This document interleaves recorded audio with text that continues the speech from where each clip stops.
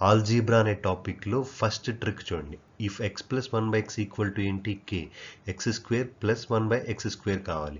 ఇలాంటప్పుడు ఆన్సర్ ఏమవుతుందంటే just k square minus 2 చేస్తే ఆన్సర్ వచ్చేస్తుంది. ఈ కే అంటే ఏంటి, ఇక్కడ ఏదైతే ఇస్తాడో అది కే అనమాట. కే స్క్వేర్ మైనస్ ఏం చేయాలి, 2 చేయాలి. మరి ఈ ఫార్ములా ఎలా వచ్చింది, if x plus 1/x equal to k అన్నాడు కదా, X plus 1/x equal to ఏమన్నాడు, కే అన్నాడు. రెండు వైపులా కూడా ఏం చేస్తారంటే స్క్వేర్ చేయండి. ఎందుకు స్క్వేర్ చేస్తున్నాం, ఎందుకంటే ఇక్కడ స్క్వేర్లు కావాలి కాబట్టి. మరి a plus b whole square అంటే ఏమవుతుంది, a square plus b square plus 2ab అంటే 2 into x into 1/x equal to ఏమవుతుంది, కే స్క్వేర్ అవుతుంది. మరి ఈ ఎక్స్ కి పోయింది. X square plus 1/x square అంటే ఏమవుతుంది, కే స్క్వేర్.